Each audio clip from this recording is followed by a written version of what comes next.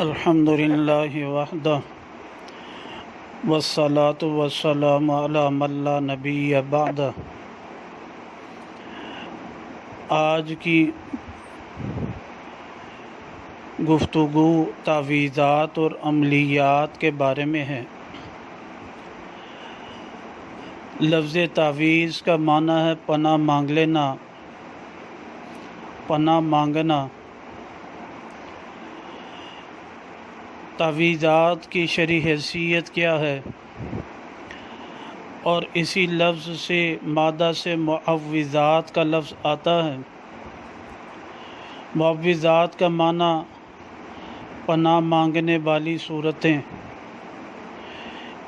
امام بخاری رحمہ اللہ نے بخاری شریف میں لکھا ہے، باب الرقیٰ بالقرآن والمعوذات، جلد ثانی میں قرآن مجید اور معوذات کے ذریعے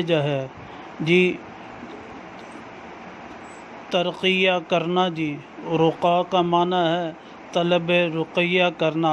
اس کا معنی یہ کیا جاتا ہے تعویذ کے بارے میں، یعنی کسی چیز کو قرآن مجید کی قرأت کر کے اس سے پناہ مانگ لینا۔ تو شریعت میں یہ مستحسن بھی ہے اور مستحب بھی ہے، مسنون عمل بھی ہے۔ اما عائشہ صدیقہ رضی اللہ تعالیٰ عنہ فرماتی ہیں، کان ینفس علی نفسہ فی المرض، کہ بے شک نبی پاک صلی اللہ علیہ وسلم اپنے مرض الوفات میں اپنی جان پر پھونکتے تھے بالمعوذات، معوذات پڑھتے ہوئے۔ پر جب آپ کی طبیعت باری ہوئی تو کنت بفاتحۃ الکتاب، تو میں جو تھی پھر فاتحۃ الکتاب پڑھتی تھی۔ اور اسی طرح جن روایات مبارکہ میں یہ آتا ہے جن روایات مبارکہ میں آتا ہے کہ تعویذ کا لفظ آیا اور جس نے گلے میں تعویذ ڈالا تو اس نے فقد اشرک، شرک کیا۔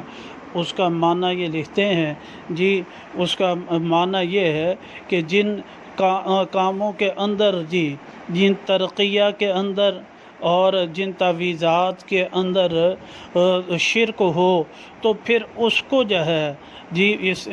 وہ تعویذات اور عملیات غلط ہوتے ہیں۔ جیسے مسلم شریف کے حدیث مبارکہ میں عوف بن مالک اشجعی رضی اللہ تعالیٰ فرماتے ہیں، کننا نرقی فی الجاہلیہ، ہم جاہلیت کے دور میں دم کیا کرتے تھے۔ فقلنا، پس ہم نے کہا یا رسول اللہ کیف تری ذلک، کیسے آپ دیتے؟ آپ نے فرمایا اعرضوا علی رقاکم، اپنے دموں کو مجھ پر پیش کرو، لا باس بالرقیٰ، نہیں کوئی حرج ہے، جب تک ما لم یکن فیہ شرک، اس میں شرک نہ ہو جائے۔ یعنی جس میں شرکی الفاظ ہوں بالکل وہ غلط ہے۔ یہ اسی طرح ہی سنن ابو داود میں کتاب طب جلد ثانی میں بھی یہی لفظ آتے ہیں، فرمایا اعرضوا علی رقاکم لا باس بالرقیٰ ما لم تکن شرکا۔ پھر اس کے بعد تعویذ آیات مبارکہ کو لکھ کر گلے میں ڈال دینا، یہ صحابہ کرام رضوان اللہ علیہ مجمعین سے مروی ہے۔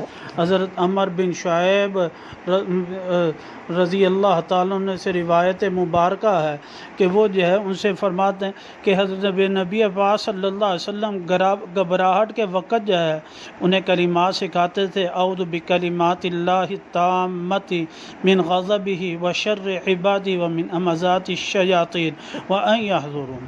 آگے امام ابو داود رحمہ اللہ حدیث مبارکہ نقل فرماتے ہیں اس میں کہ کان عبداللہ ابن عمر تھے، عبداللہ ابن عمر رضی اللہ تعالیٰ عنہ، فرمایا کہ یعلم، سکھا دیتے تھے ان کو جن کو من عقل من بنیہ، اپنی اولاد میں سے جس کو جو جانتا سیکھ سکتا تھا اس کو سکھا دیتے تھے کلمات۔ ولم یعقل، جو چھوٹا ہوتا تھا یعنی عقل نہیں رہتا تھا، پڑھ نہیں سکتا تھا، کتبہ، وہ اس دعا کو لکھتے، فاعلقہ علیہ، اور اس دعا کو اس کے اوپر لٹکا دیتے۔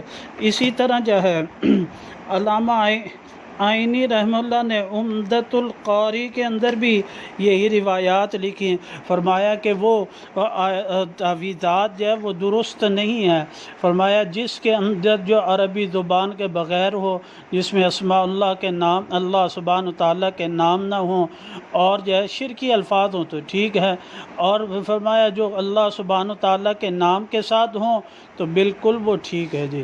اور اسی طرح ملا علی قاری رحمہ اللہ نے بھی کہا، وہ فرماتے ہیں کہ جو آیات قرآنیہ میں سے اسماء صفات ربانیہ میں سے دعائے معصورہ میں سے ہو، میں فلا باس بھی، اس میں کوئی حرج نہیں، بل یستحب، بلکہ مستحب ہے، برابر ہے کہ وہ چاہے تعویذ ہو، رقیہ ہو، نشرہ ہو، کوئی بھی جائے۔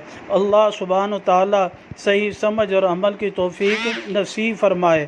اور یہ جتنی میں نے روایات مبارکہ ذکر کی ہیں، ہمارے اس کلپ کے اندر جو ہے پیچھے تصویروں کی صورت میں پیچھے آئیں گی۔ اللہ سبحانہ تعالیٰ صحیح سمجھ عمل کی توفیق نصیب فرما دے۔